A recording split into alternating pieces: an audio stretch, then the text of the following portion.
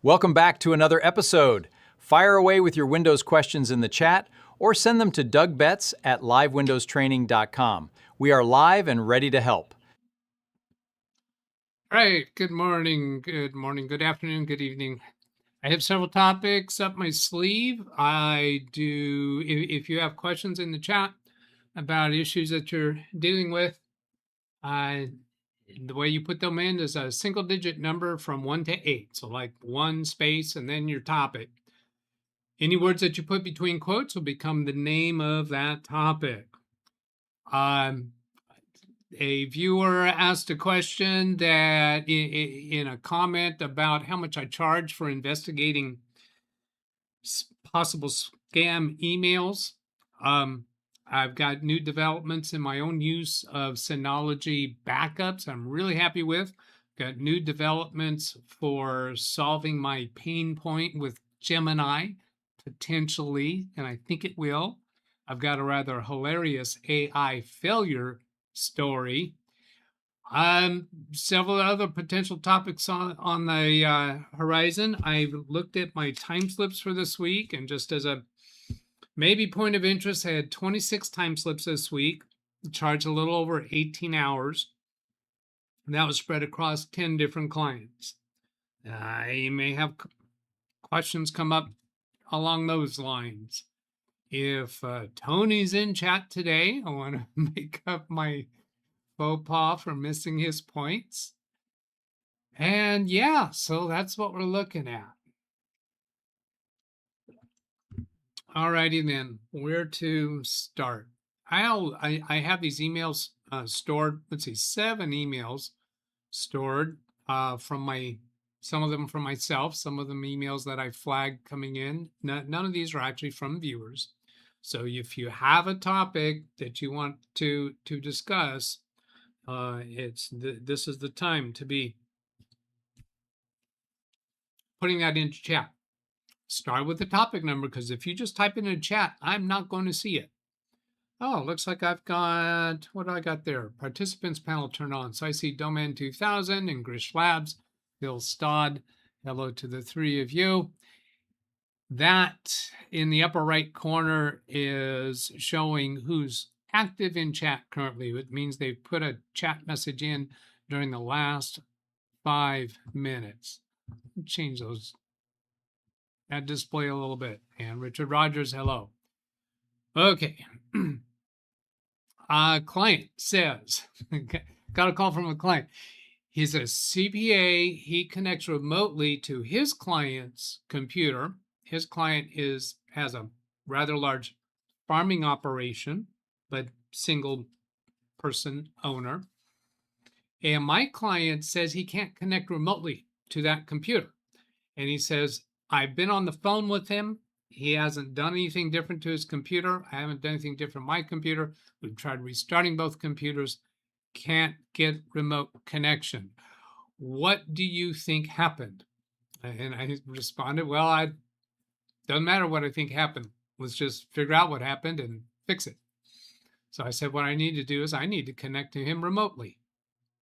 Now that person, his client, is not actually a client of mine yet. I have helped him with some things. I have connected remote to his computer, but because he's not actually a regular client of mine, I don't have unattended remote access to his computer. So he has to start the remote access from his side. However, it's been a while since I connected remotely to him, and he still has the broken version of what's called DougBetts Remote. That's the Log Me and Rescue calling card application. And there was a version where it got messed up and broken and needed an update, but the update can't happen online. I have to uninstall that one, install a new one. So I have to talk him through starting the remote connection. Well, he's not very computer savvy, and so asking him to open a browser does not work because he doesn't understand what a browser is. And then type in the address bar. That does not work because he doesn't understand what an address bar is. So it's a little bit cumbersome to get through that. So when we finally get to the point of getting him to the right side, well, what I did is I sent him an email with a link. I said, well, click on the link. And there's only one thing in the email, so he figured that out. And he clicked on the link, and I said, watch the top right corner of your screen. You should see a file downloading. When that file is downloaded, then you have to click on it to open it. He said, I don't see that. Well, what do you see? I see and he starts describing things that are on the screen, which are not helpful because he's not describing the main body of the screen. Then he kind of does describe the main body of the screen, and it's some kind of an error message. Well, take a picture of it with your cell phone and send that to me by text. Yeah, he doesn't know how to do that, so I have to talk him through doing that. Nice guy, I like him, but not very tech oriented. So anyway, I get that picture, and it goes, oh, you know what? I can tell you what this says. All right, let's see. I see a client is let's see what I got to respond here to a client by text. That'll be after 2 p.m. Today or anytime tomorrow. Oh, let's see. Oh, I can't do it. Stop dictating. Stop dictating. Let's see. Between 2 p.m. between 1 p.m. Yeah, let's say between 1 p.m. and 3 p.m. today or anytime tomorrow. Okay, there. And I was going to describe that screenshot to you. Yeah, it should be, oops, nope, that's not going to be from that one. Where is he? Where is he? Where is he? Here. You should have the photo. And it was, oh, yeah, it is. It says web page blocked. Huh. Should I do this one? No, it shows his background of his room that he's in. So it says web page blocked. Access to the web page you were trying to visit has been blocked in accordance with your company's policy. Please contact your system administrator if you believe this was an error. And then in the bottom left corner, it says defense X, the word defense and a letter X at the end of it. I asked him, is this a corporate computer? No, it's my own computer at home. And I know this gentleman well enough to know that he doesn't work for a corporation. And now I'm wondering, is there some kind of a scam going on here? Some kind of a Trojan? Did he get compromised somehow? And what's going on? And I asked him, is there any other technician that works on your computer? He says, well, yeah, I have a technician in Tennessee that works on my computer. Well, this guy's in California. Yeah, okay. Could he have put some extra security on your computer that you're not aware of? He says, well, yeah, I guess so. I go use a Gemini conversation, I think, about this Defense X, because I'm not familiar with it. And yeah, it turns out that is a product that is commonly used by MSPs or corporations to secure computers. And so we tried to, since that message was indicating that it was blocked within the browser, we go through using photographs on his phone, sending them by text, because he eventually gets the hang of how to do that, sort of. And we tried to disable the extension. Nope, it's not available. You can't disable it. That slider switch to turn that extension off is grayed out.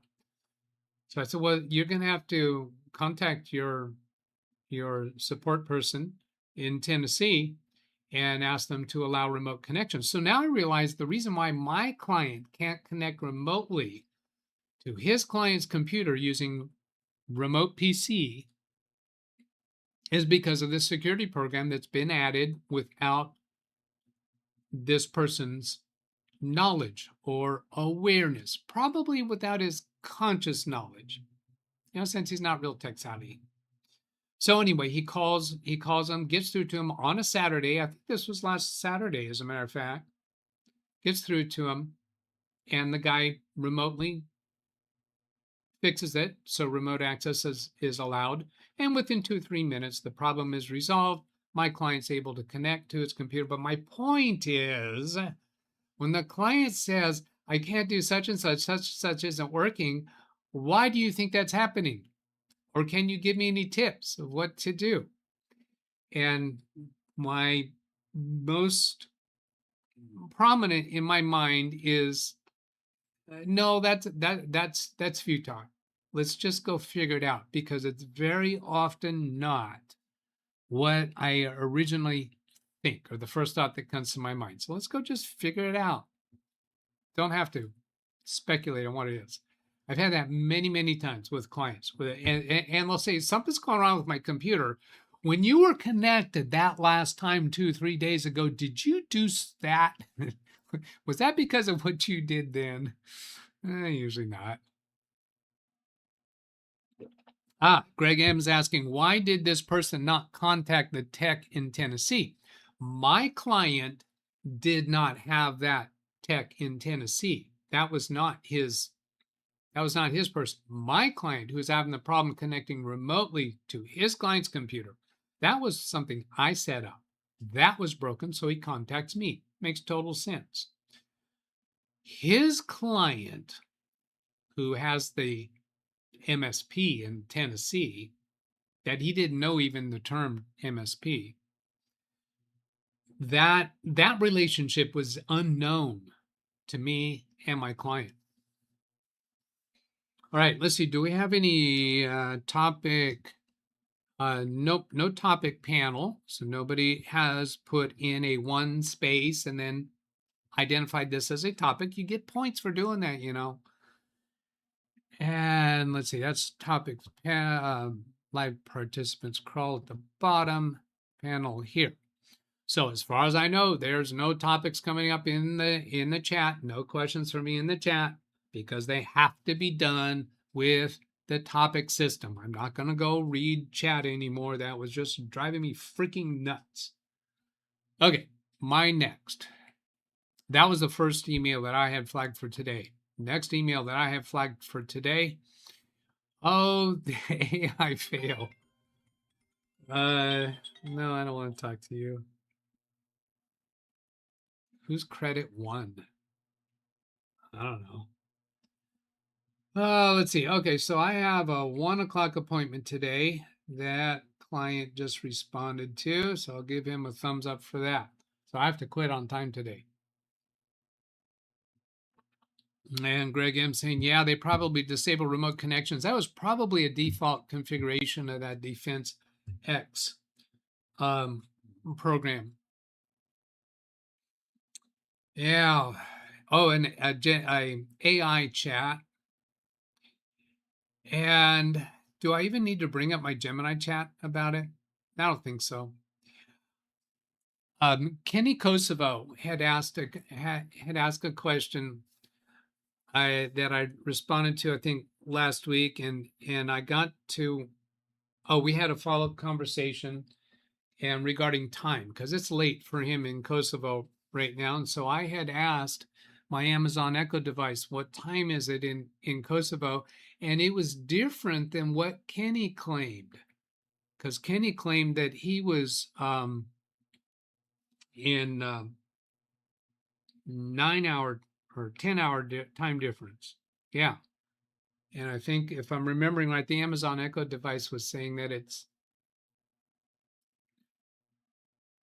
opposite. Either one was saying 10 and one was saying 9. What was the capital of Kosovo? Because I need to test this and see if it's still messed up. Let's see, self-hosted apps and solutions. What's the rest of that comment there? Topic 1, self-hosted apps and solutions. Do you use any? Grish Labs asking that. Self-hosted apps and solutions. I do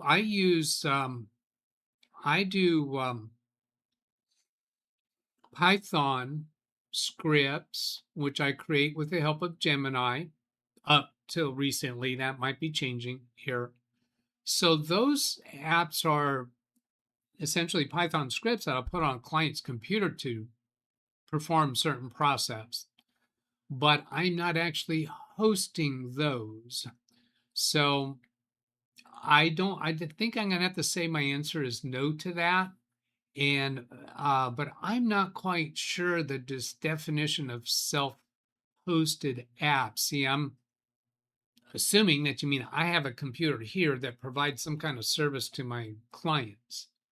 So no. If you want to get more specific with that, go ahead.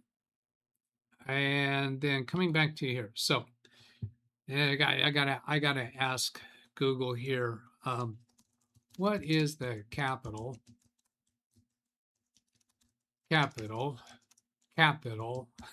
of Kosovo? Yeah, Pristina. Okay, so I'm going to try this here. Ziggy, what time is it in Kosovo? In Republic of Kosovo, it's 10:16 p.m. She said 10:16 p.m. If you didn't hear that. I think that is wrong. Ziggy, volume 8. Ziggy, what time is it in Pristina, Kosovo? It's 8:16 p.m. Yeah. See, that's off by 2 hours. Last week it was off by 1 hour. I reported that to Amazon last week and was anticipating it might be fixed this week. It sounds like they fixed it the wrong direction.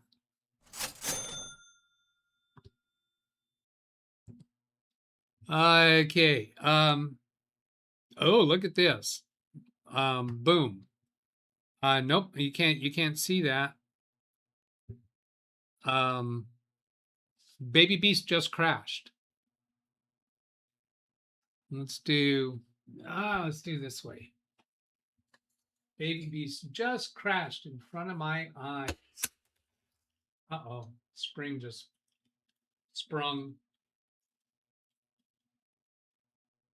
Fix that camera. See if it'll pick it up on that camera. Yeah. I'm going to fix that. I'm going to fix that focus here. And camera control and focus. Yeah, your device ran into a problem, needs to restart. 0% complete. Now this is kind of similar to that symptom that Carrie Holzman had brought up, and I've encountered with client computers, where you get a message on the screen saying updates in progress, don't restart your computer. That's not what this is. This is a true legitimate crash that I've been having on this computer and one of my laptops. And it seems to me that it only happens if I have LogMeIn Rescue open.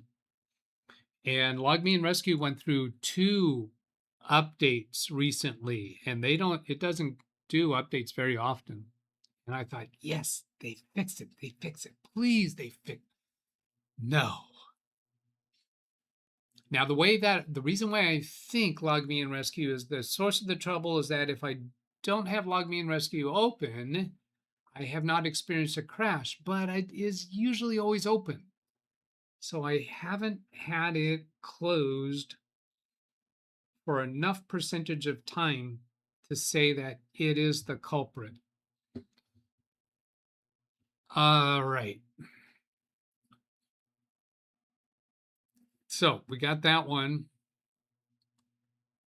I have done quite a significant amount of troubleshooting on that, and I think we've talked about it on stream before and investigated, and I don't have much appetite to go investigate that now. Here's what I do for it.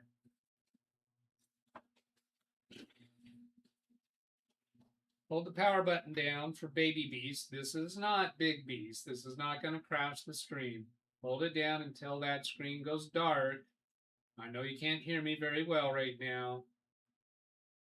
Wait a few seconds and press the power button to turn it back on. It's not a big deal. I never have unsaved work on that computer. I guess it is potential that I could have a time slip begun and have not finished it yet, but I'm pretty habitual about I'll type the time slip and then hit save. So I never lost any work due to those crashes. Usually I'm out of the room when that crash happens. Okay, that was the comical AI failure. I'm referring to the Amazon Echo devices, the AI in this instance. Well, let's see what we got here on topic 1. It can be a service for yourself, such as hosting your own password manager. Oh, okay. I use RoboForm, not self-hosted. This is my new Synology backups within the office here. I don't think that would be self-hosted. He self-hosts in his own Rust Desk instance. I don't feel any motivation to need or want to do that. I suppose for well, okay, I did explore local LLM, hosting my own AI. And as I was going down that road, the system was telling me that Big Beast is an ideal candidate for doing that. But then I found for the stuff that I typically want to do in a chatbot, local LLM just doesn't work out very well. It just loses context really, really fast. And that being one of the major pain points that I've been having with Gemini, I think I have a solution for it. I've been through two false solutions recently, where I spent a substantial amount of time pursuing them because, according to my conversation with Gemini, these other two methods were going to solve all my pain points. No, they did not. I put a lot of time in it before discovering that. So now I have a new one. I think there's a topic 2. Let's go take a look there. The crash could be because Rescue used GPU acceleration or something for the encoding, and there is an instability somewhere on the GPU side. You know what? That hasn't been suggested before.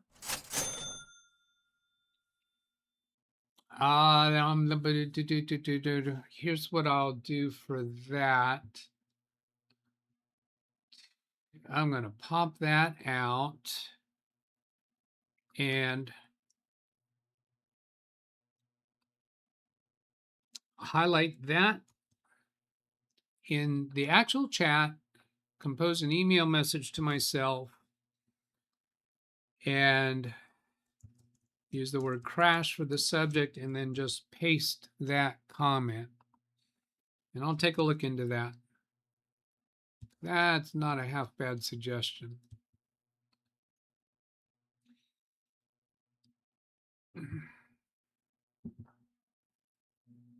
Yeah, let's throw you 1,000 points for that. Thank you. And I think there's another came in on topic 1. John Williams, I used Meta AI for the first time yesterday. All right. All right, man. Look forward to hearing how that goes for you. Yeah, what I got next? I think I was starting to move towards my next topic, and then I got diverted to this because I hadn't started the other one yet. So here's a email that I've done the mem check. That was not a problem, and I've actually put in a new drive.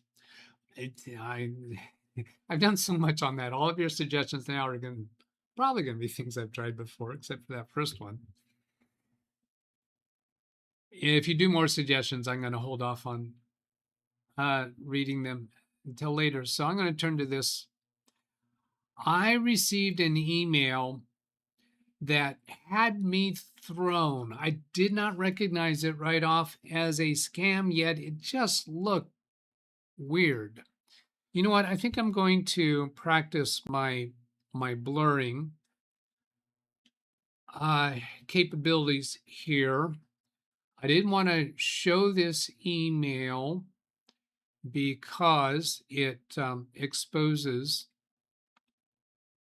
other people's email addresses that I don't want to expose. So I'm going to zoom this into a good place, and then I'm going to go do a blur setup and drag this over here. I'm blurring out the other people's email addresses.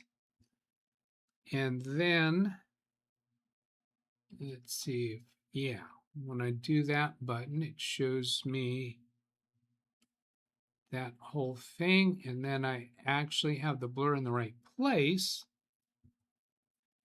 And then bring it up big. So now I can show you this email. Yeah. Transition. Turn off studio mode, hit this other button, and now I can do this. So it's got a subject line up here, and it's got a address that it is from, support at Minis Forum, so that sounds legit. Let's do interesting. How did I'm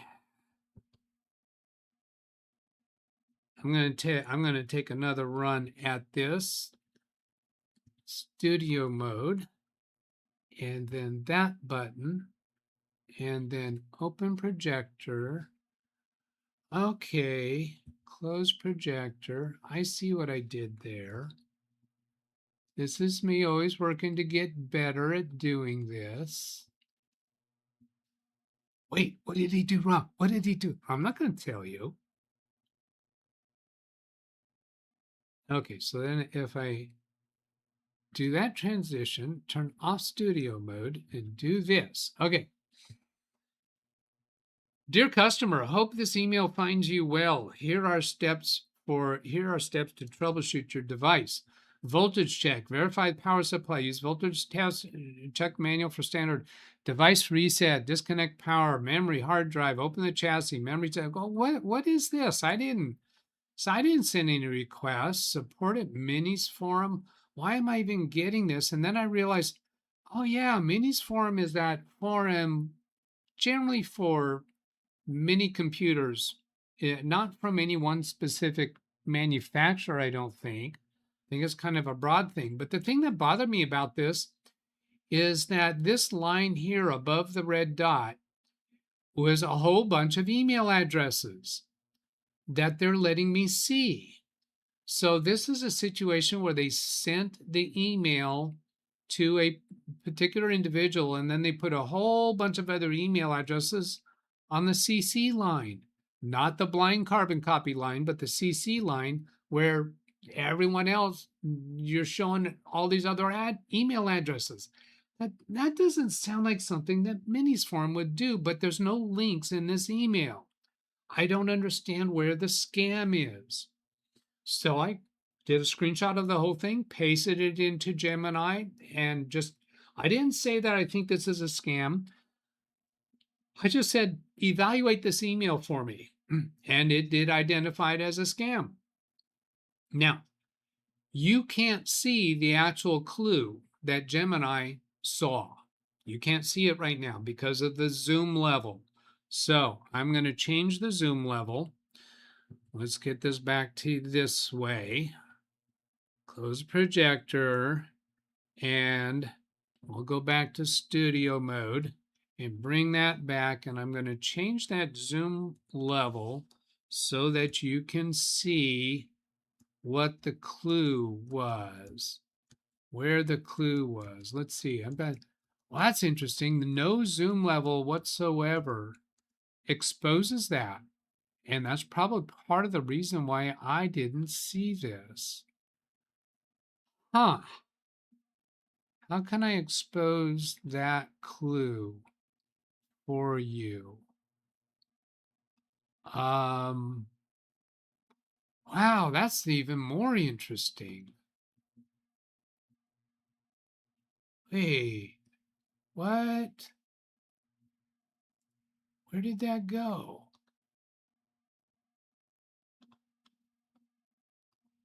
Oh man, now I'm questioning my sanity. Yeah, I know. You're saying, oh, what's new about that? The subject line was the revealing factor, but the subject line is different now. The subject line that you saw said RE for regarding, and it had this number that looked like a ticket number, assistance technique. But there was more on that subject line that's not there now. All right, I'm just going to have to tell you what it was. Oh, wait a minute.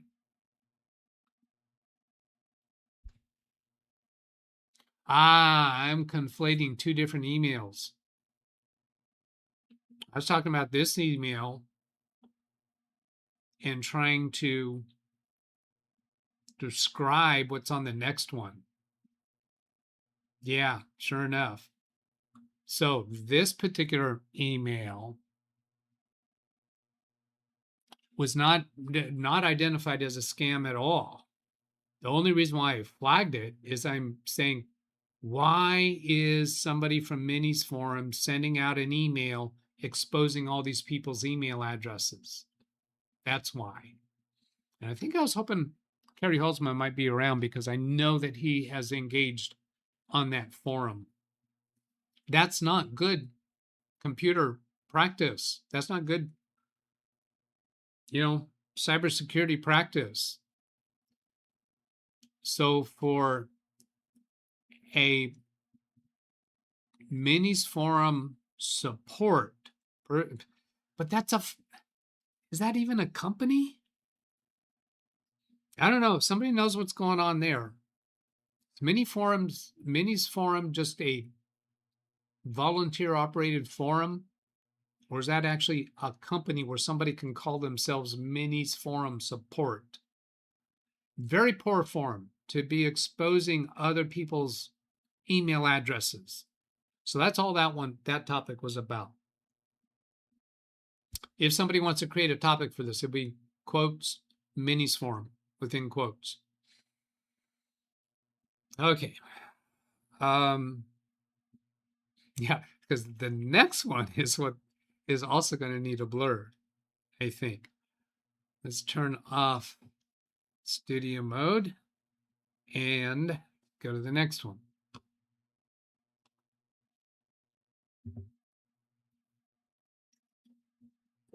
Yeah, this other one was basically somebody in the business doing something maybe doing something very similar, or it looked like that. I gotta position this one. Now all this is under the general heading of cybersecurity awareness and scam awareness. It's a reason for showing this kind of stuff. It's a different kind of scam. All right. And then I'm going to go studio mode and refix. I can't zoom this one in bigger, but I don't think you're going to need that because I want to be able to show the whole email without having to scroll. So I'm going to fix the blur and make sure it's wide enough. All right, and then look at it on the big screen. Yeah. And I know that I cannot scroll on that. If I scroll, it exposes stuff. And okay, that's ready. Close the projector mode, transition, turn off studio mode, and then bring it up big so that I can show this to you. So here's the subject line up here. This is the one that I was trying to, on that last one, I was saying, what happened to the subject line? Because I knew it went longer than that number. So let's go look at this. This is a report updated and gives a report number.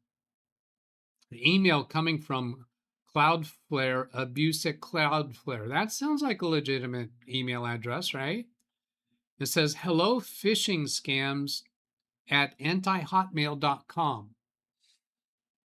That's who this email was actually sent to. I was on the CC line. So here's another place where this doesn't seem right, that abuse at Cloudflare is responding to an email in a way that exposes a whole bunch of email addresses. That doesn't seem like a legit thing for them to be doing. They should know better. Well, I found an explanation for that.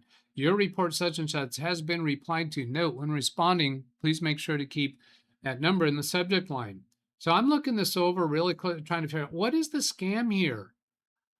The only link in here is to their abuse their abuse address on their website. When I float the mouse over that, look at the bottom left corner to see what does that link actually go to. And yeah, it does actually go to that site.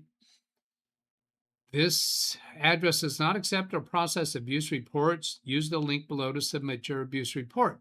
So now this is weird because it's saying we don't respond to them. We don't respond to abuse reports here, except this piece up here looks like they did respond. This looks like a prior email. Cloud, you know how it looks like this was something that they replied to, and this is their reply up here. So your report has been replied to, but down here this says this address doesn't accept or process reports. And yet we replied to your report and we gave it a number. We gave it a case number. So this is just not making any kind of sense to me. Cloudflare is an internet infrastructure company offering security and performance services to millions of web properties on a pass-through basis that require Cloudflare to act as a reverse proxy. This means our IP addresses may appear in WHOIS and DNS records for websites using our services. What in the world is this talking about? In the future, please use our online abuse reporting form to ensure prompt attention to your reports. So it's kind of saying that we're not recognizing that you're reporting something here because you're supposed to do it here. Yet we are giving you a report number, and we have accepted your report, yet we haven't. I don't know what's going on here. So this is super weird. So I paste this whole thing into Gemini. Does anybody see where the scam is? What is the scam I'm not here? quite sure how to help you with that. Well, I think I'm going to have to press your mute button so that you don't talk to me anymore, girl. Has anybody started a topic on this? I don't think so. So I'll give you a chance to chime in. What is the scam in this? And do you have any clues of what actually happened here? Then I'm going to bring up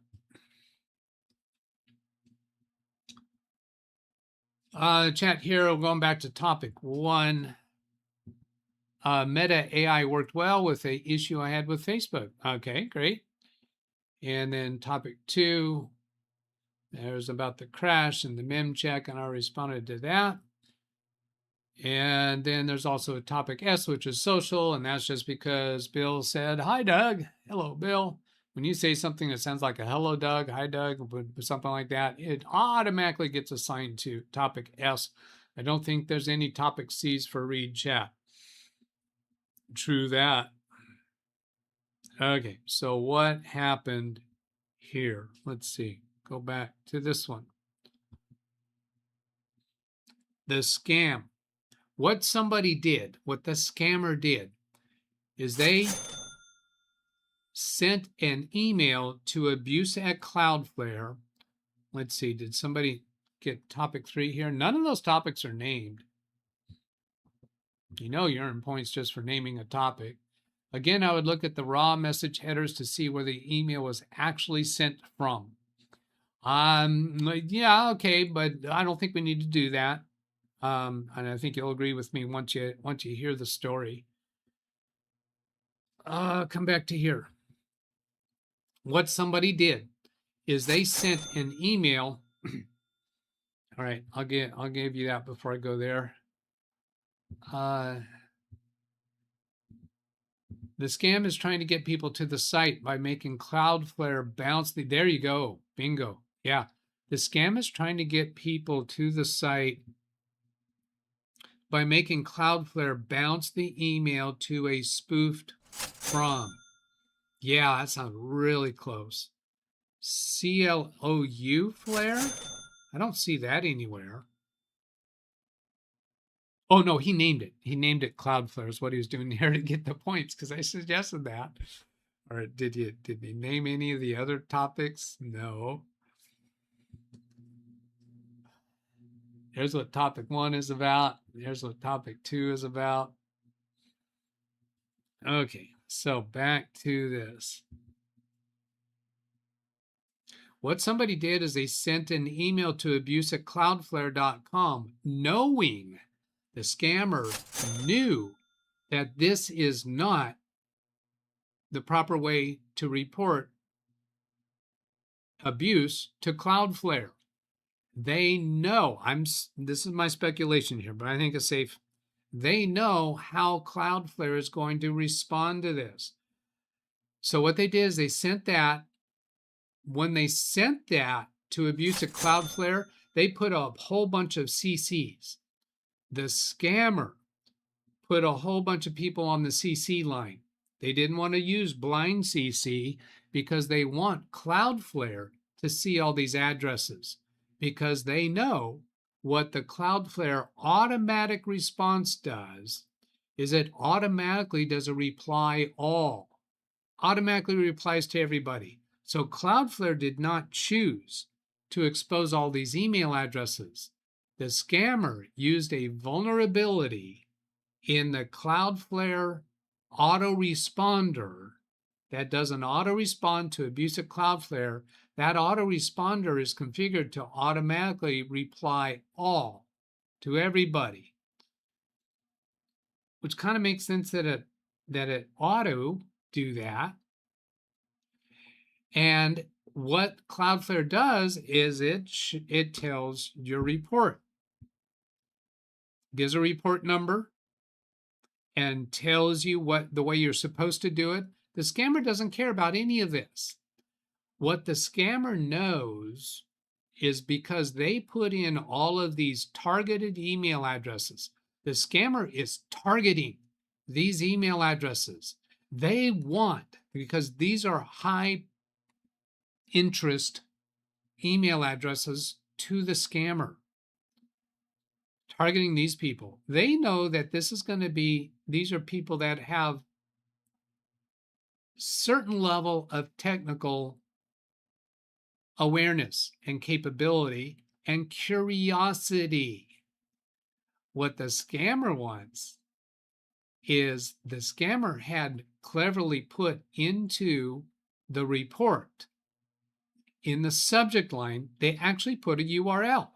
They put a www.normally-form.bond/unit.thecookoutATL.com. This piece right here is what the scammer is wanting to get people to go to. This normally formed.bond is probably some kind of a legitimate hosting service that the scammer has got a site or a page on that hosting service for this, and this is where the scam is going to occur. So the scammer is counting on curious people among all those email addresses to go type that into a web browser and look at it. I have not investigated what happens at that address, but that is a unique scam that I haven't seen before. That's one of the things that I consider that I want to be doing on my channel, is to expose different kinds of scams that are out there to raise the level of awareness. So I'm not much interested in who the email actually came from, because it looks pretty obvious that it did come from abuse at Cloudflare.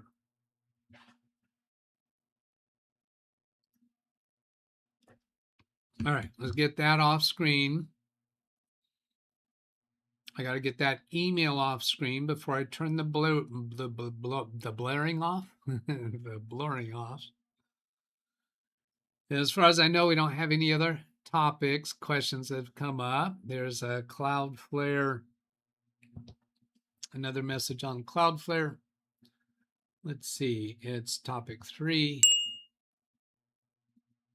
Let's see, that was on the left and .com on the right. I'll get back to that in a moment. That came in, I think, on the read chat, please. So I'll go look at that in a moment.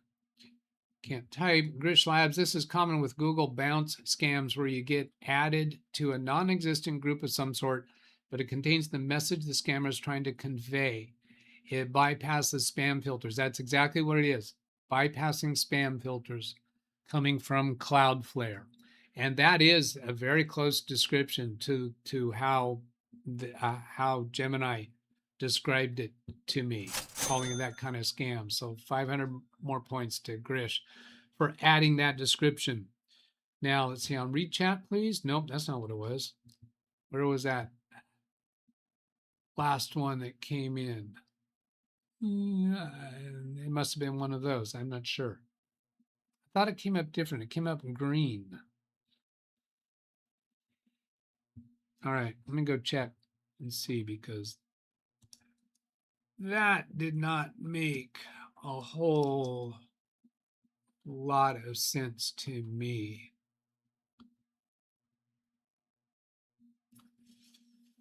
That last alert I got. Oh, is an exclamation mark Y on the left and .com on the right. No thanks.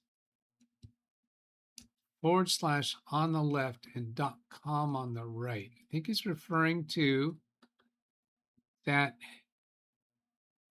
Yeah, that URL.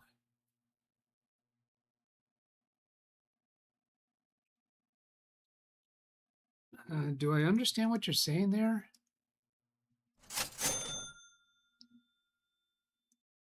/ on the left and .com on the right. .com belongs on the right. / on the left. Okay, I'm going to guess that it's, well, okay, this is worth addressing closer, because some people seeing this might misunderstand the comment. So let's do studio mode, and I think I still have that blur intact. I do. So then transition that studio mode off, make it big. So I think he's referring to / means folder. It's usually the / means it's a sub element. It's a folder on that domain name. So putting a .com out here in a sub component, the domain name is actually normally form.bond. That's the registered domain. Now a .com out here, like if you have a on Microsoft, if you have your own domain name hosted within Microsoft, you'll get your own .com within Microsoft, but this is not the actual URL that you're going to. This normally form.bond is the URL. Unit 5255.cookoutATL.com is a folder or a page within that site. So that implies to me that it could be a URL that somebody does have registered, the cookoutatl.com, but they have paid a subscription to this hosting site, where like Microsoft.com can be hosting your content, and your content on their site uses your own domain name, including the .com, because that's kind of the thing that Microsoft does. Okay, now let's see.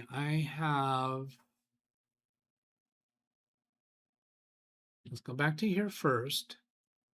I think I said that right. Go look at this. Chris Labs, Postmaster rejected email scams are similar where the sender spoofs the from and pretends to send emails from a non-existent email. The postmaster rejects it, but replies to the target email. Okay, thinking cap here. Postmaster rejected email scams. Okay, and that's not what that was. That was a website rejected email, not postmaster. As in, well, was it though? Yeah, I guess you'd call it that. Rejected email scams, because they know the host, whoever's the host of that email. It could be like, I have my emails hosted on a particular site. If somebody sends me an email to an email address that I don't want to monitor, I could actually have a email address for that with an autoresponder that auto replies saying this is not the right place to do that. That's what this feels like to me. Whereas it's not my email hosting service that has rejected the email. Postmaster rejected email scams are similar to what we're seeing here, where the sender spoofs the from and pretends to send emails to a non-existent email. In this case, I think the email address did exist. It was just configured with an autoresponder. The postmaster rejects it, but replies to the targeted email. Yeah, if it's got a reply, that would imply to me that there's an autoresponder to a valid email address. Could be wrong. I don't know. Nowadays, it doesn't necessarily. Nowadays, doesn't necessarily a folder structure. It's more of a page routing feature. Yeah, I think it's actually a page that would come up on your browser.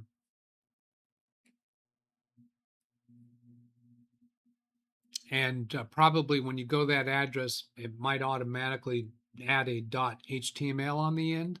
I don't know. I could use that online service to try going to it.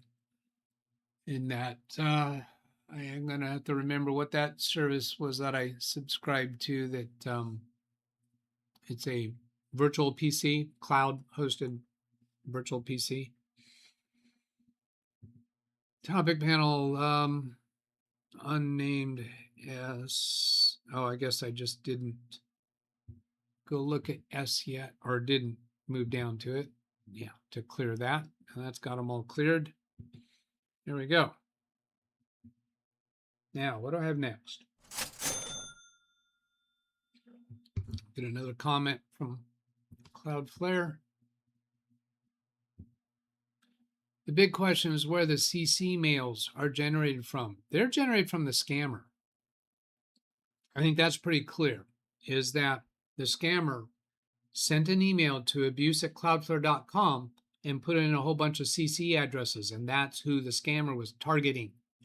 So those are very clearly, as I understand it, put in by the scammer. Now, as I look at those addresses, there's a bunch of them. They are, a lot of them, going to admins, help desks, specific people at corporate domain names, a few individual email addresses. Of course, my address, my LiveWindowsTraining.com address is the one they targeted, interestingly. I find that interesting because there's a different inventory of accounts that I have with that email address. So they picked that up, somewhere from my public exposure for the LiveWindowsTraining.com address. Oh, that's interesting. There's one to an individual at Cloudflare.com. One to a blogger.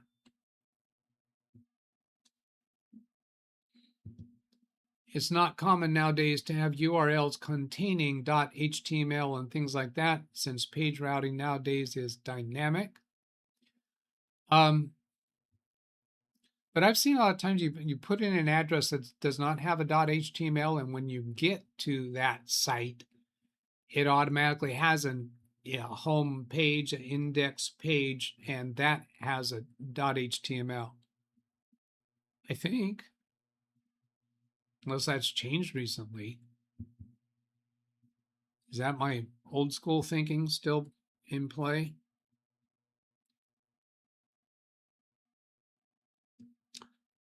You don't think they are generated from someone sharing a contact list from a phone app?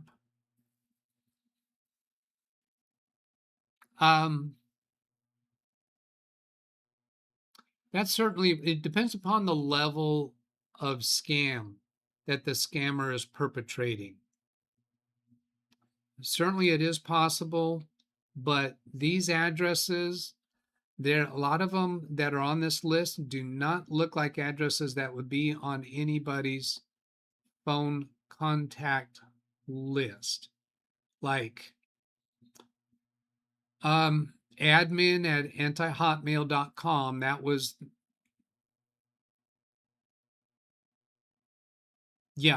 not the primary. The primary two, the address that they were sending to, was phishing scams at antihotmail.com. Now, that's not an individual's email address, so it's okay to expose that. That was primarily who it was going to.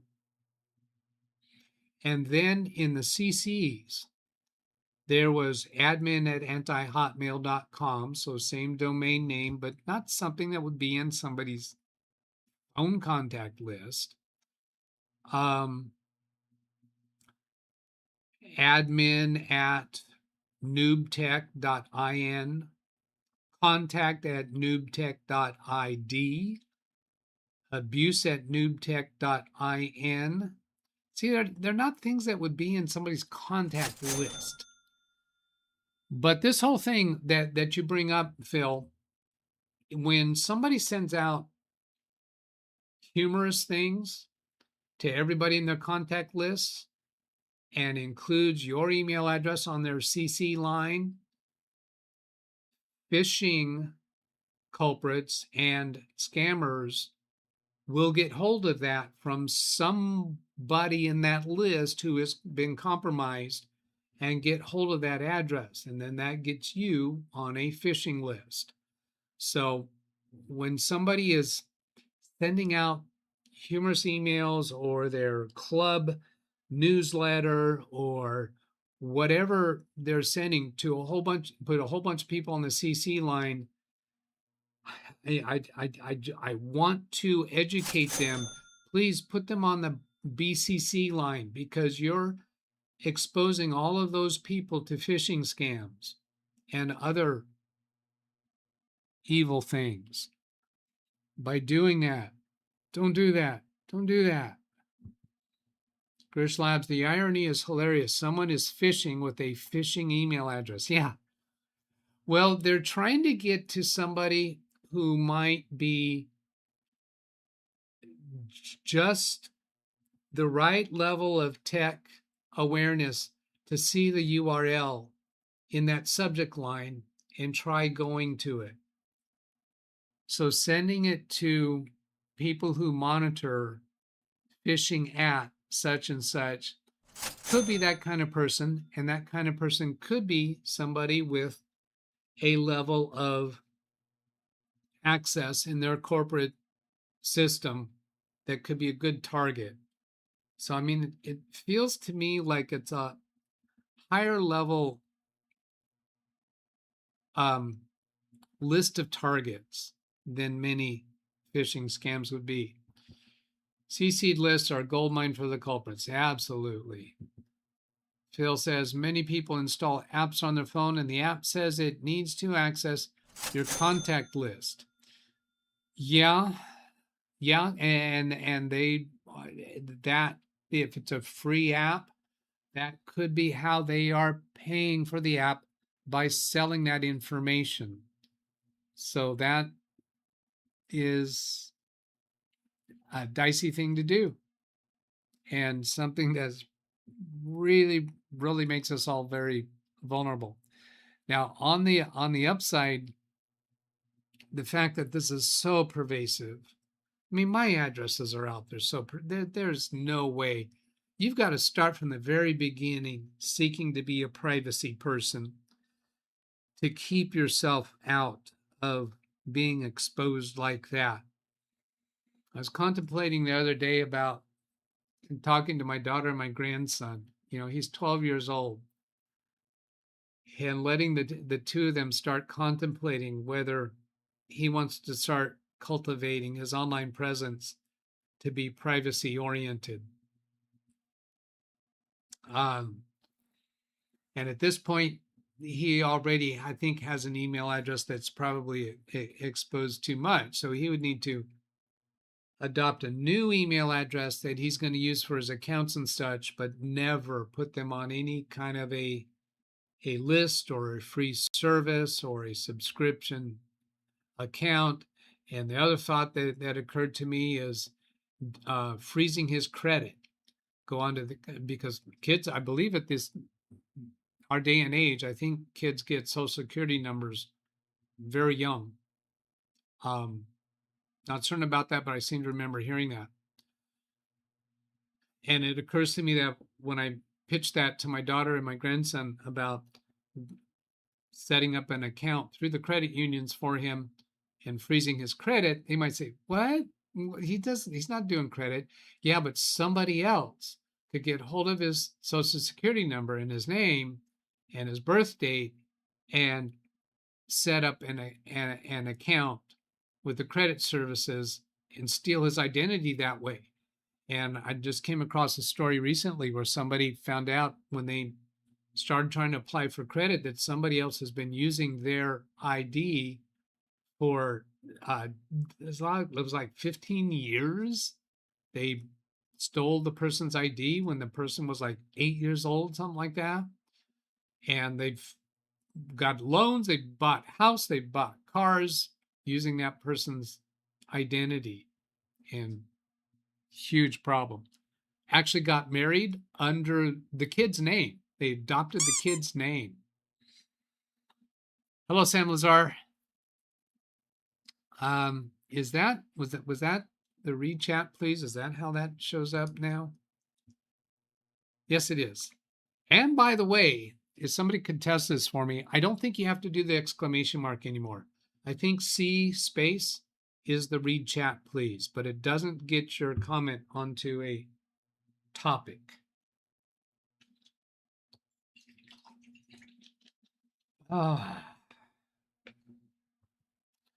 Chris says to Phil, I never grant access to my contacts list. Never.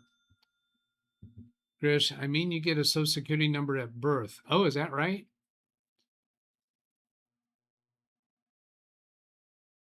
Sorry, I mean, you get a, did he say something else about social security number that you didn't put in a topic? Yeah, he did. He said in the US, people use SIN, SSS, I think, so SSN. As a form of ID here in Canada, the only ones that get my SSN is government or banks. He had a typo. He's clearing up. Yeah, but he didn't put it in this topic, so I didn't understand what it was. They get Social Security number at birth. All right. Yeah, I did not know that confidentially. Did he just say confidentially? Yeah, it's called a pattern interrupt. Breaks you out of your distraction. And say, what? Maybe start listening again, because I know you're distracted. All right. Next one that I have lined up. I'm pretty sure Kenny Kosovo is not here because it's late. It's past his bedtime where he's at. I think the truth is that it's 11:05 p.m. there now. No. Let's see. Can I show all of this? We had a conversation going on. He was asking about my charging rates for a specific task. I'm trying to remember his original topic.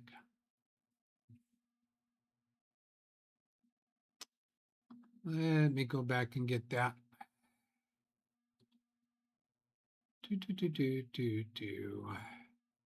it's not mentioned in there. Oh yeah, this is the one where the sales department was asking why is IT just sitting in the office the whole day. That was the response. And there was another one before that. But anyway, let's go look at this comments that he put on my video. And we had a conversation back and forth. I thought, well, this is worthy of showing. So I'm going to try not to accidentally move this around on screen. Conversation started. Now, this is a screenshot. This wasn't actually 1 day ago. And once again, thanks so much for bringing up my email. Giving the answer was really helpful. That was about the IT sitting in the office all day. I was unable to catch you live because we had 9 hours difference in time. So I have a nice one. And this is where the Amazon Echo device was saying it's 10 hours difference, except when I asked for the capital. Then it got it right. Now it's claiming an 11-hour difference. I said, you're welcome, Kenny. I am working on getting back to Monday through Friday shows, and I think they will be 7 a.m. Pacific time, and Saturday will remain 11 a.m. I think that would be 4 p.m. local time, Monday through Friday for you. Does that also mean you would not be able to participate live due to still being at work? He says, that's correct. I work till 5 p.m. Anyways, I will watch and reply. You also mentioned that on that email scam, that if a client asks you to investigate it, you said that you will charge client for it. Can I know what are the charging rates for that? And I'm open about that information. So you're free to ask financial stuff. Many thanks once again in advance for all your help and advice for IT pros. And I respond, I charge $125 per hour for any task. Now, some of you might be thinking, wait a minute, I thought it was $115 an hour. That was so 2025. This is 2026. I record the start time and end time. QuickBooks Online calculates the elapsed time. I don't round up or charge a minimum. I began at $75 per hour in 1992. Currently, all clients are at the same rate. There was a time in the past where I had them at different rates. I don't charge traveling, and I just found that a nuisance. So I just eventually got them all on the same rate. I don't charge traveling time unless I'm going out of town. I don't charge higher for after hours or weekends. That strategy works well for me and my circumstances. It's not right for everyone. Feel free to ask other questions. So a couple things in that worth mentioning. Why don't you charge more for after hours or weekends?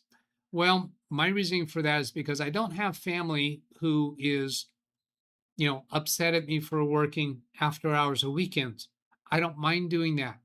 I take time off during work hours for personal time anytime that I want to. John Downey's saying 125 is reasonable. Yeah, I think it's reasonable. Not the top of the scale, not the bottom of the scale. And if I were to charge more after hours, then I'm not free to decide that I would prefer doing this piece of work that my client needs me to do after hours. Many times I would prefer to do it after hours. It's easier for me to do. I don't have to deal with interrupting their workday. I don't have to deal with a number of logistics. I don't have to go there during business. If I need to go to their office, I can go after hours. It's much easier to work there that way. So I want to be fully in charge of when I'm going to work after hours or not. If somebody needs work done today and I'm busy doing other things during the day and I can't get to their work, is it fair to charge them after hours rates if it's not their fault or their request? Am I obligated to ask them, is this okay for me to do after hours? It just makes things a whole lot simpler, easier for me to charge the same rate no matter when I'm working. Sometimes I get up in the middle of the night. I might do some work, my choice. So that's why I do that. And my unique circumstances, I don't have family getting upset here living with me that gets upset for me working after hours. The part about start time and end time, it's a convenient and easy way to do it. If I round up, that's something that I have to think about and implement at those times. Some people will charge a minimum 15 minutes, no matter what they're doing, or half hour, or they won't send an invoice for less than an hour. So if somebody has used 10 minutes of time, maybe they round that up to 15 minutes, but then the invoice is going to be rounded up to the next hour. And then they send an invoice every month. That's an obligation that I don't want to have to do. I want to do less paperwork. So my clients get an invoice about 3 months, sometimes 4 months. And I'm not saying that's the right way to do it. I'm just saying that's the way I do it. As a single person business, you have the freedom to craft your own system that reduces pain points for you. And the number one responsibility of any self-employed person is to stay in business. Do structure things, whatever you're doing, structure it so that it is tolerable and trouble-free, so that you don't grow fatigued with the business. Anything you can do to make it easier for you, worthwhile for you, is the way to stay in business. Okay. So thank you for the question, Kenny. Part of the reason why I wanted to bring that is to let you know you can ask those kind of questions. Let's see, there's that one. I have a video to refer you to at the end of the show. I'll come to that in a moment. Grish, good question. Thank you for that. And let's see. Oh, yeah. Okay, so that one is a couple of topics there. Let's see. Greg M, I think, is in the room today, right? We've had I think you've had frustrations with Gemini. So I'm going to let you know what I'm experimenting with now that I think might be the solution. And since we have time for it, I think I'm going to be able to demonstrate it. But let's go to, let's see. Where was that? There is topic 4.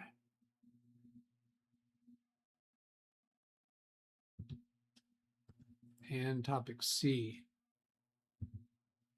What do you use? QuickBooks. Sorry, I didn't quite hear. I use QuickBooks Online. I used QuickBooks for a long, long time. Started out with QuickBooks in 1992 when I started self-employed. And then I think it was around 2017 that I migrated to QuickBooks Online, kicking and screaming. I felt forced to go to it. And I think that's because, I think it was because the connection to the bank was no longer going to work with QuickBooks Desktop after that. Was that the problem?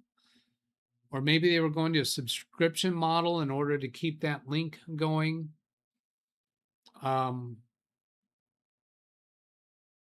Anyway, kicking and screaming.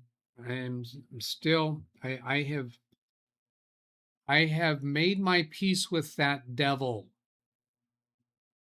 At the end of 2025, I tried to switch to FreshBooks, and I came across came across multiple hurdles, solved one,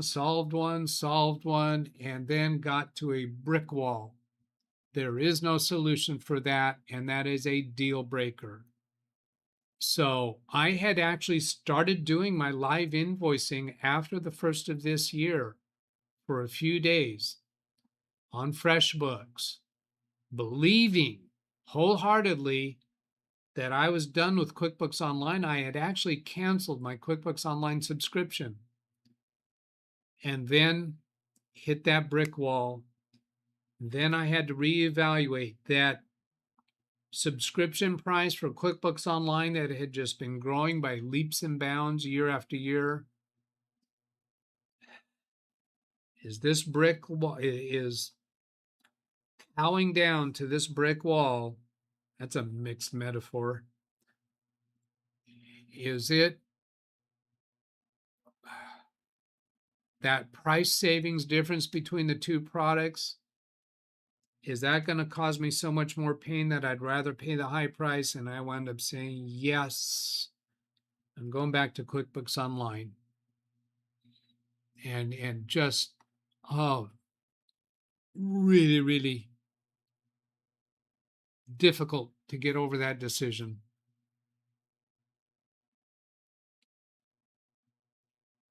It's difficult to go to a different product unless your usage is really, really simple. This comes as no surprise. Mine is quite complicated, which makes things simplified for me. John Downey had the same issue with Evernote, wanting to switch away from it.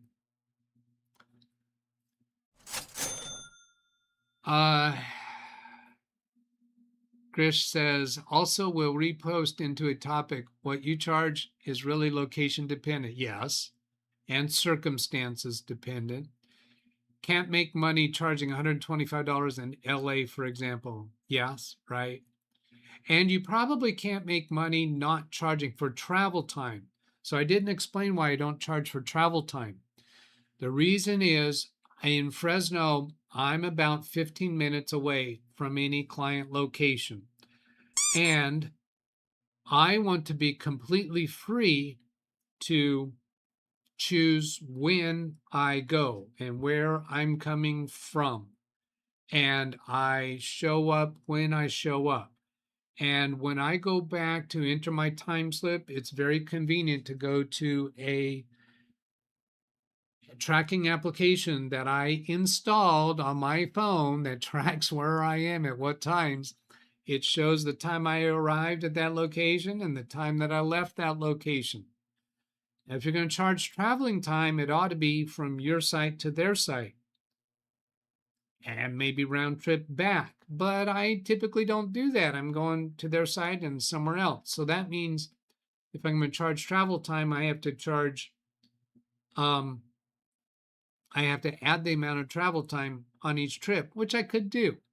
I could just add a number of minutes to the beginning time and the ending time of my time on their location.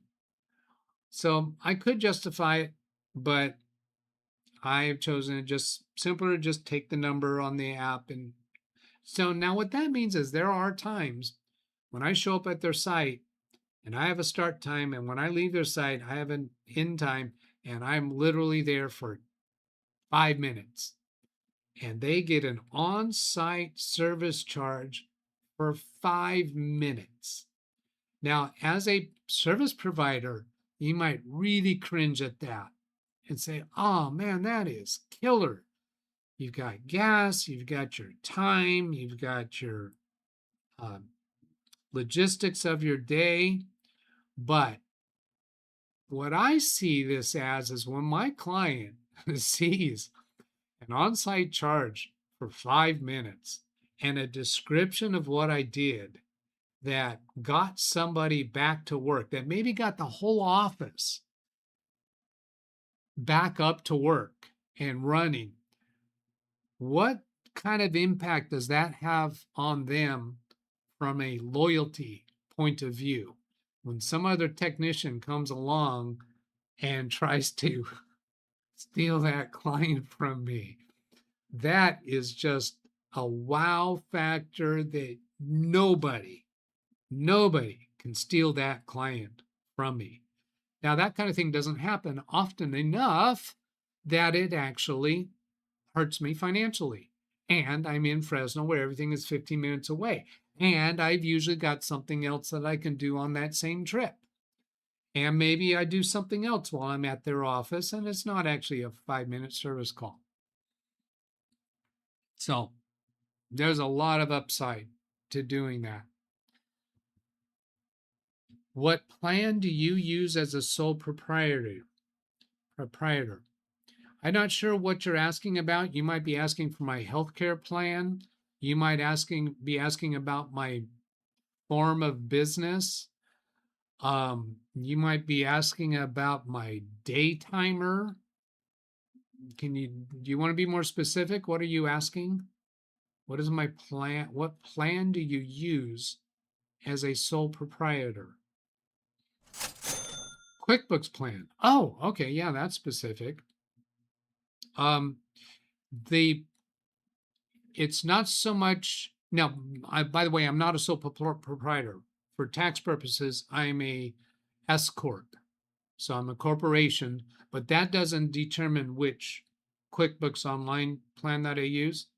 What determined the QuickBooks Online plan that I want to use is that I wanted to track time. So I needed a plan that would do time tracking. The corporation issue was irrelevant to selecting the plan. I'm trying to pull that up on a screen here to tell you specifically what plan that is. Grish, let's throw you a bunch of points for asking these questions. It is still trying to come up. Why is it taking so long to launch? It usually doesn't take that long. Does QuickBooks Online know I'm talking about them? Are they upset that I complained about their rates? So I'm launching it on Big Beast. So now the race is on. Yeah, Big Beast came up. Baby Beast has not come up yet. Remember, Baby Beast crashed. And I've told you before, anytime a computer crashes, you should start it up and then do a normal restart before counting on it. So is this a situation? So I'll give you a quick look at that.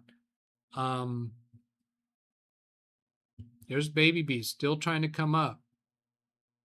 Okay, I'm not going to leave that on because once it comes up, it exposes a bunch of stuff. But Big Beast came up much quicker. So that is a piece of evidence that that computer's not really reliable until doing a normal restart after recovering. Now let's see here. Can I show you this screen that shows my plan? I probably shouldn't expose my.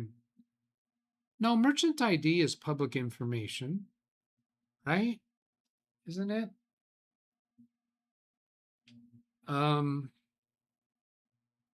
We'll go ask Gemini if I can show that. Oops, where is Gemini? how do I not have a Gemini tab open? All right.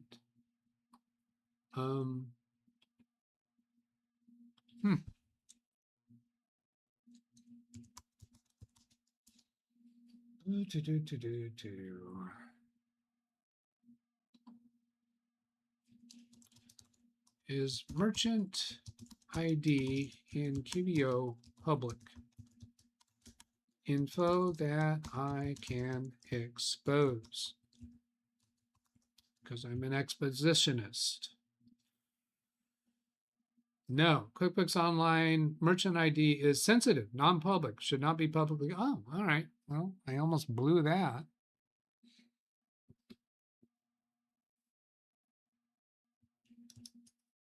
I can blur it.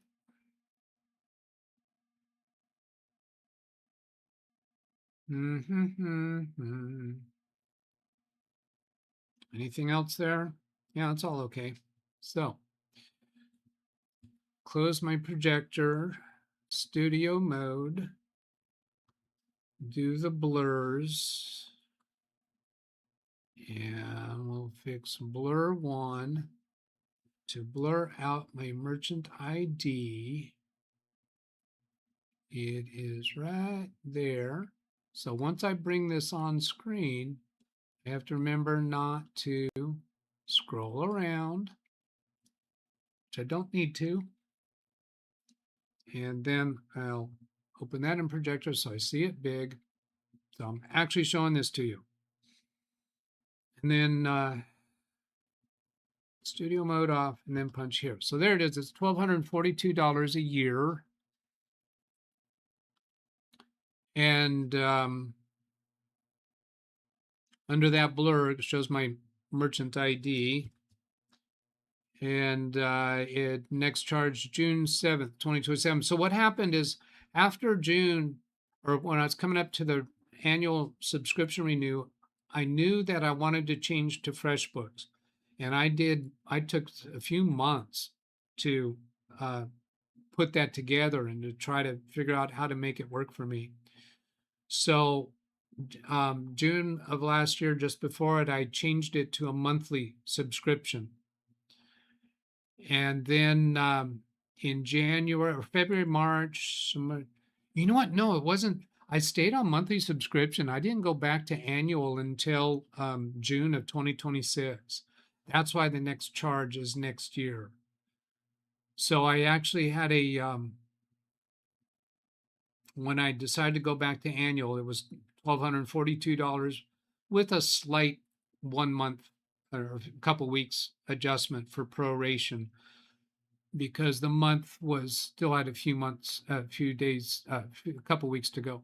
So it's QuickBooks Plus. That answers the plan. It's not the lowest QuickBooks plan, because the lowest QuickBooks plan does not do time tracking. And I think it does not do inventory. I started doing inventory a long time ago, but I'm not doing inventory anymore. So I don't need that anymore, but absolutely need time tracking. I do sometimes sell byproducts, keep them in inventory sort of, and then I sell them, but it's not inventory tracking.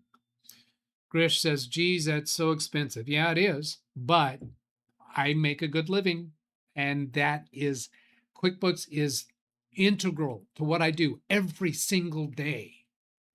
Every dollar that I make comes through that program, is funneled through that. My unique approach to my tax reporting goes through that program, and I have my system down really well to where it takes as least possible time and least amount of pain. There's a income tax for the corporation. It's a pass-through corporation, so that means all of the profit passes through to my personal taxes, yet they are separate tax returns. So to manage all that information, I have perverted the use of QuickBooks Online, my QuickBooks all along, always has commingled my personal accounts with my business accounts in one accounting package. Now, some of you who are from a very structured, limited accountant style background may have all kinds of red flags raised, because that is highly frowned upon amongst tax professionals, IRS, but it's not illegal. What's illegal is it's not illegal to commingle the accounting, the bookkeeping. I don't commingle funds. I have the bookkeeping in place that keeps everything separate, so I can report separately. Yet it all comes out of one QuickBooks Online company file. And essentially the way I perverted it is all of my personal expenses are account codes that are under the category of, it's a owner's capital. It shows up on the balance sheet, not on a P&L statement. So if I have a gas expenditure, it does not show up in the P&L as an expense. It shows up as a sub account on the balance sheet under some level of owner's capital or a draw or something like that. So it gives me the ability to I can do a business expense on a credit card that I also use for personal expenses. The expenses get properly accounted for in my bookkeeping, and that has been CPA approved. So there you go.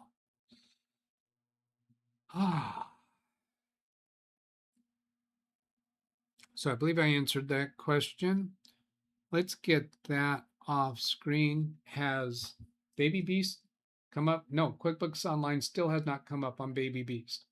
So I'm going to go ahead and restart Baby Beast and then demonstrate that after that restart, I'll bet you QuickBooks Online comes up in normal speed.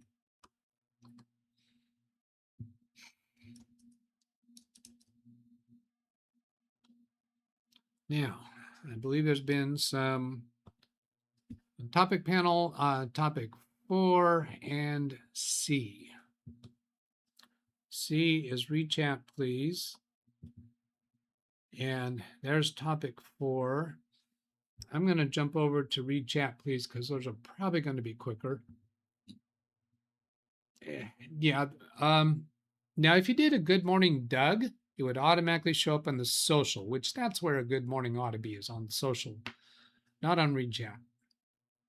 $125 is reasonable. Same issue with Evernote, meaning he wants to switch away from that. And I've heard that from many people. Sam saying he uses Zoho Books for his business. Hello from Melbourne, Australia. Well, hello, Australia. Baby Beast has restarted. I've just put in my pin. Then let's go to, what was it, topic 3 or 4? It was topic 4. Zoho Books for IT support. Grish Labs. He's putting it on the right thing now. Nobody has named this topic, hint, hint.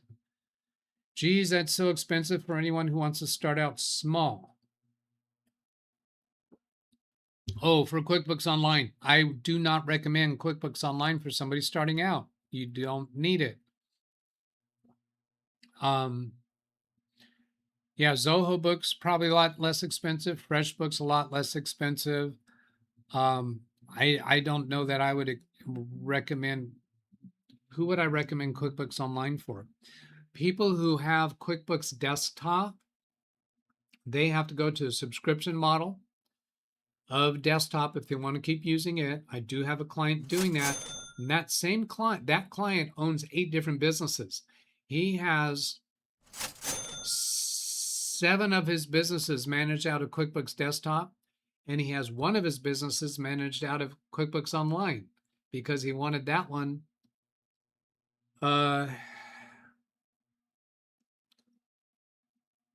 He wanted, because his CPA wanted him to use QuickBooks Online. It's easier for the CPA to interact with QuickBooks Online than to have to deal with QuickBooks Desktop. And QuickBooks Online charges a subscription for every company, whereas QuickBooks Desktop, you pay a subscription for you as the owner of the subscription. And you can have multiple companies and you don't pay any more for each company. So that's a place where QuickBooks Desktop subscription is the great value, because you can have multiple companies without paying extra. QuickBooks Online, pay for so that charge you saw for my QuickBooks Online, if I had multiple businesses, that'd be repeat that charge for every business, unless they could deal with the lower subscription model. That yearly rate would be paid for by less than 11 hours of work. Well, yeah, good point. And so, yeah, I reported to you that my time slips this last week was, what did I say? 18 hours. So, yeah, a portion of the week pays for that subscription. And that is a critical, integral part of my business every single day, all day long. I'm interacting with it. Phil Staub named the topic, so you got 1,000 points for, no, 2,001 points for that. What other topics are not named? Topic panel over there. Look, there's still. Now you can't name the C topic or the S topic. I need to put permanent names on those. But you can name topic 1 and topic 2. Topic 1 was about what?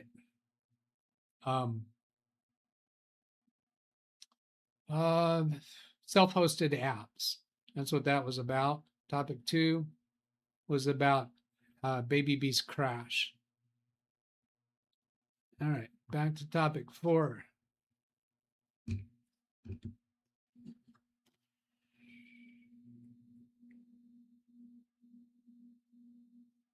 Well, that's interesting.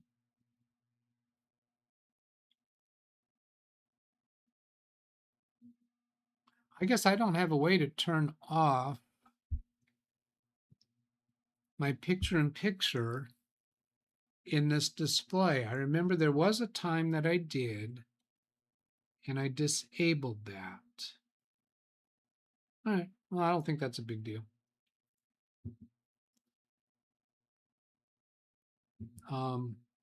I can scroll down and then I can move down. Oh yeah. Zoho Books is about $15 Australian per month paid annually. Dad, who is an Australian tax accountant, said, yeah, it is very good for the price, even if he has never heard of it, for Zoho Books. Yeah. So that's what a new person starting out should be using, something like that. Now, FreshBooks, it did have time tracking. I didn't need inventory. I think it had a way to do inventory. I think the main problem that I had with it, it did not let me have as much capability in customizing the chart of accounts. And I told you that I manage my personal finances through rather creative, unusual account codes. I think that was where the big problem was. All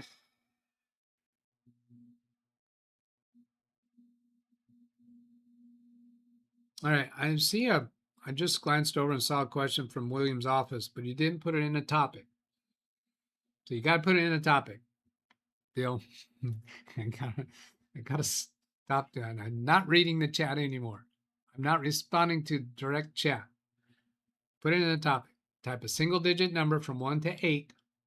Whatever your question is. It should be a topic that's not been used yet. There's 1 through 4 already in use. Got to train you guys to do that. All right, where am I at? It's 12:39.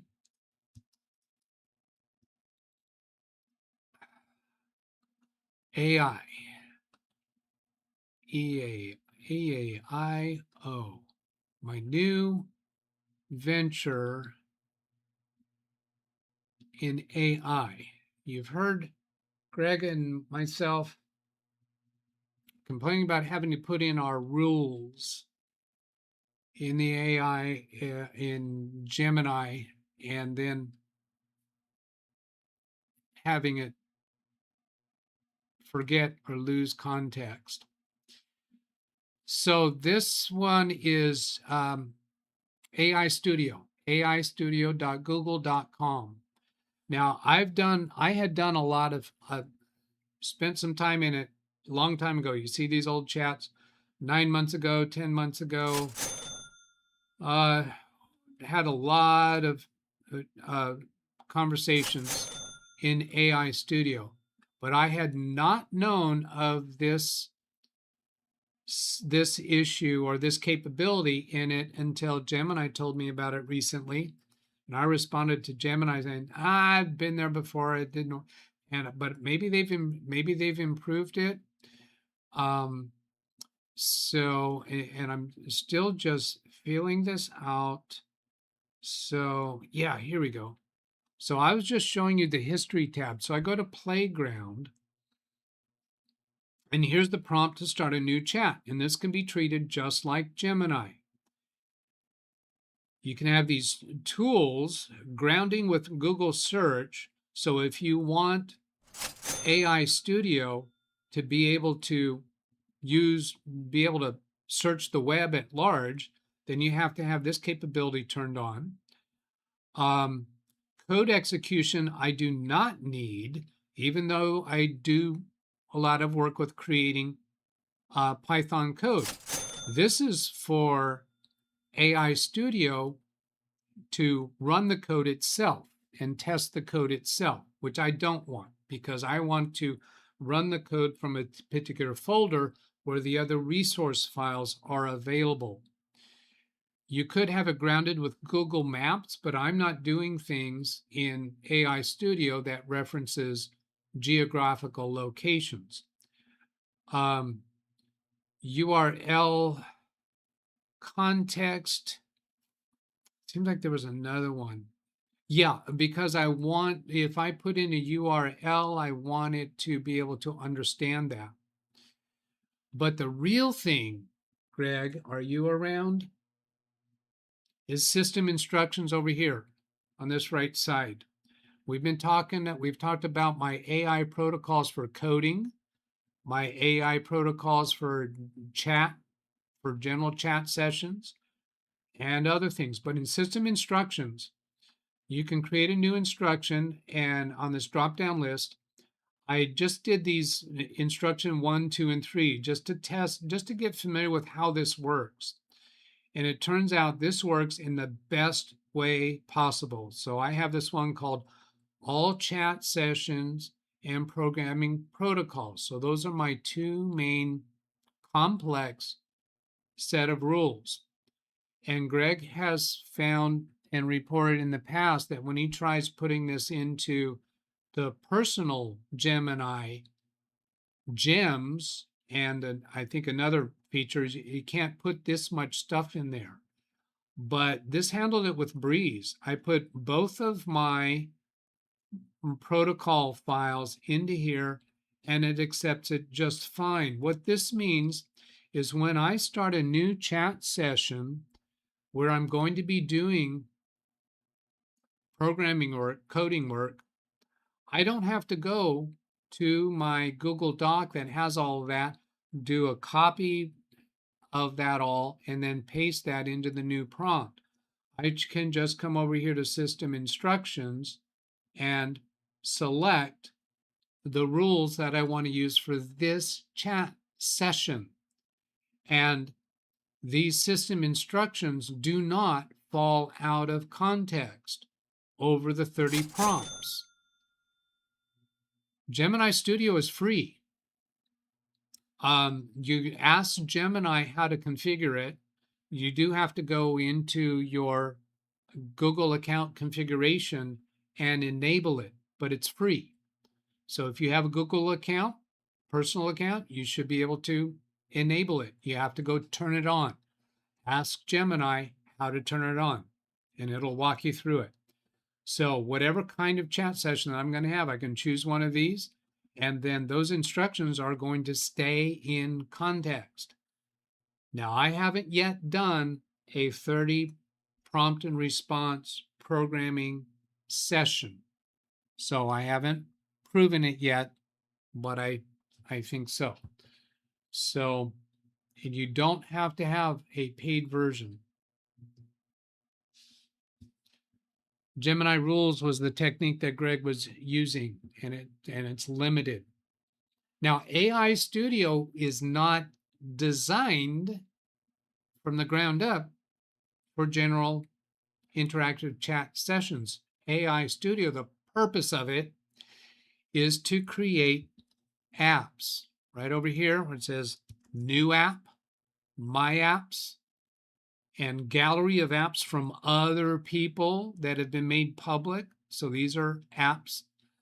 An AI app is an app that is going to utilize AI to do something for you. AI Studio is a place for you to create an app where this app that you create is going to utilize real-time AI capabilities to do something. I'm not interested in that. So I'm just going to be using Playground to do, I want to be interacting with Google search. So I want it to be able to search the web at large.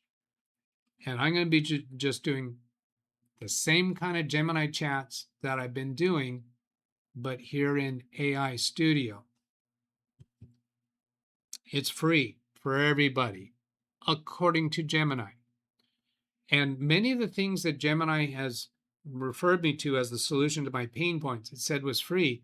Yeah, but until you want to do as things that are as complex as I want to do. That doesn't appear to be the case. With AI Studio, when you come into needing a paid version, it's when you're using the AI capabilities within an app. So, fingers crossed. I've wasted so much time with new potential solutions to my pain points with Gemini. So again, this is not fully vetted with me, but looks like it's going to work. Gemini end user allows one to save rules in the settings, but what they don't tell you is there's a 15-character limit for all your rules. Yeah, don't have that limit here. I do not have Gemini AI Studio. I have Gemini Plus right now. That may be changing in a month. So I'm going to go to a incognito window and sign into my personal Google account. Got to remember what it was. I think it's, let's go aistudio.com. Now I'm in an incognito window now. Now I'll take that off screen when I float over it. Does it? No, it doesn't even suggest anything. So I'm going to try, I think it's DougBetts pilot at gmail.com. Might have to go look it up because I don't remember. Yeah, so I'll go over to my RoboForm and type DougBetts pilot LOT. I have an at yahoo.com, but I thought I have a gmail.com for that as well. No. Let me go to another place to find that. What are DougBetts' email accounts?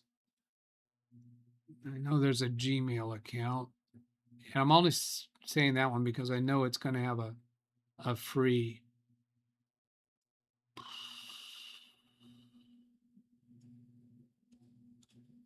Really, do I not have it there?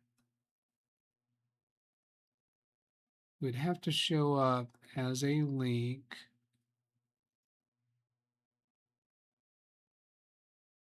I know there's one. Where would I easily find that?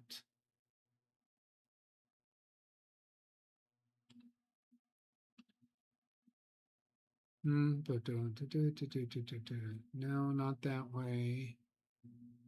That's not that way.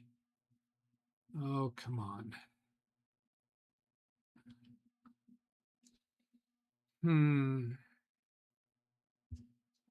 Let's do this way. Oh, there it is.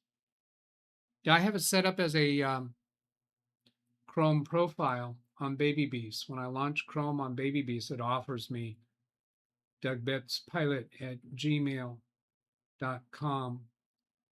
So yeah, let's do it that way. Let's show on BabyBeast. So here's BabyBeast. And I haven't tried this yet. So I'm going to use keyboard and mouse for BabyBeast. AI Studio.google.com. And acknowledge I'm a developer building with AI Studio. Professional, see, the continue button was not even available. And I'd like to receive emails from auto updates. No. So here's into Google AI Studio. And here's system instructions. Oh, look at this. Don't even have to turn it on. It's just available right now. Yeah. So my earlier statement that it's free for everybody appears to be correct. I can turn these on if I want them. Turn the Google search back on. Oh, function calling doesn't. Oh, function calling, you have to have AI tokens for that. That would be if you're doing AI stuff. URL context. Yeah, so forget that about having to enable something. I think I had to enable it because I have Google for Workspaces. Yeah, that's what it was. Because by default, it's not enabled if you're using Google for Workspaces. So for personal private accounts, it's immediately available. All right. Does topic panel show up here? Yeah, it does. It's self-hosted app, Gemini rules, and then social.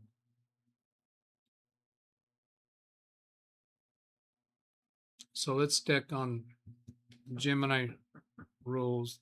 Oh, I can't believe it. There's a knock at my door. I'll bet you it's the church people from down the street. I'm not going to answer the door if it is.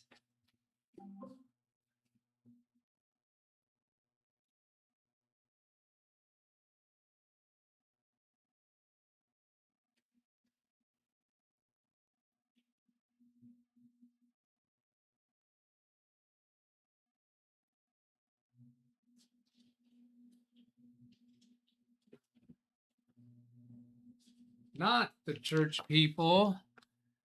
It was Amazon delivery. Not 2 packages.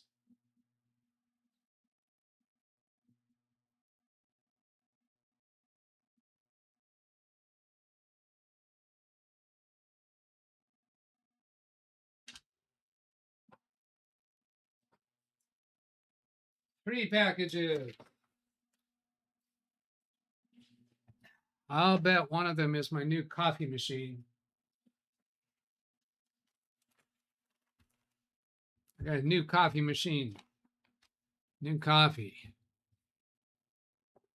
And mistaken order. I was intending to order coffee beans and I got ground. Yeah. Okay.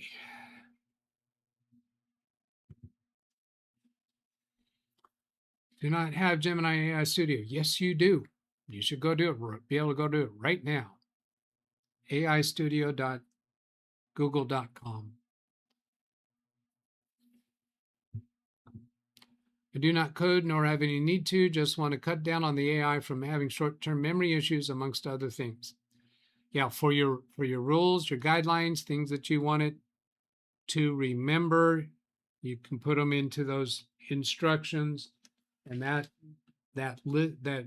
you can choose any one of those instructions that you've created for any new chat session. So, and you could misuse that. You misuse that. If you want to just put something in there that's going to remember for a very, very long chat, you could do that.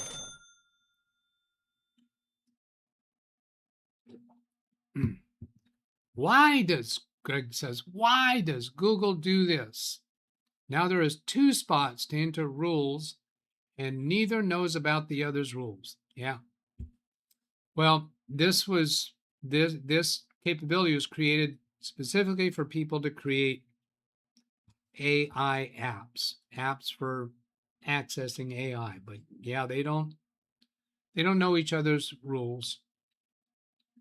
They are 2 completely different departments within Google, different functionalities, different purpose.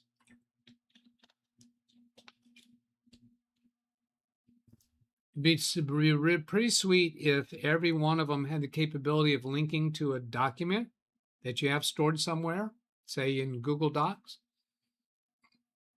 Excuse me. So that if you make a change in that document, all of your different Google services that you're using, that you have, linked that way, would know it. Respond to, I got a client expecting me at 1 o'clock for a remote session. My daughter asking if I'm still on for sushi at my house today. Yes.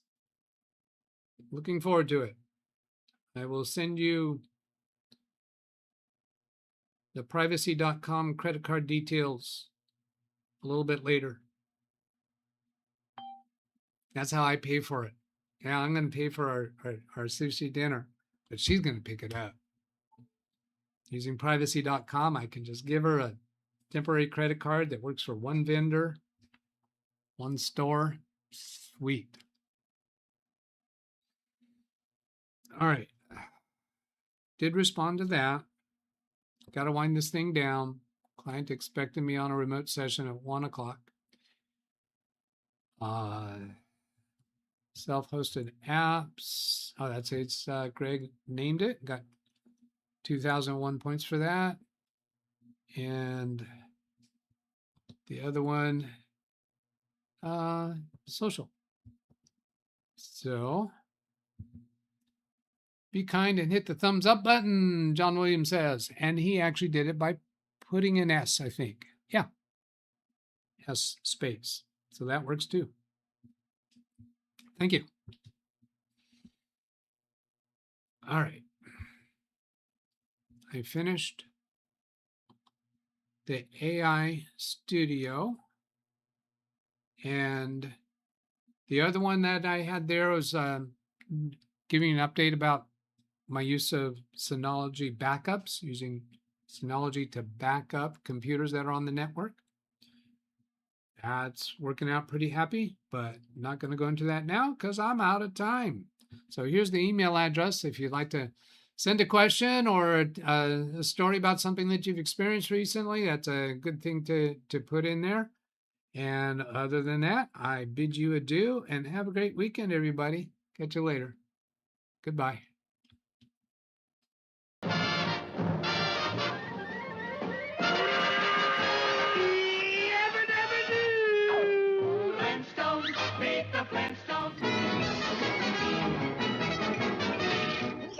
That's all, folks. Tune in.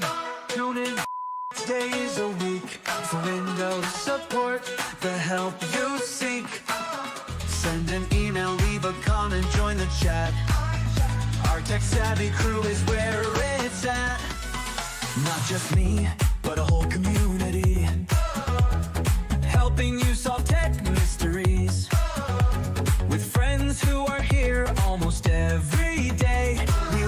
chat and help you find your way.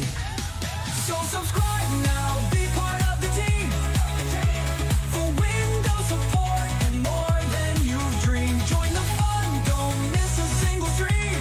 At LiveWindowsTraining-DougBetts or simply where tech support supreme.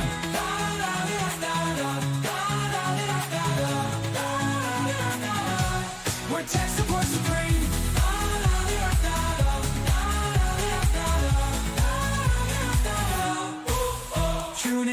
Tune in, days a week for Windows support, the help you seek. Send an email, leave a comment, join the chat. Our tech savvy crew is where it's at. Not just me, but a whole community, helping you solve tech mysteries.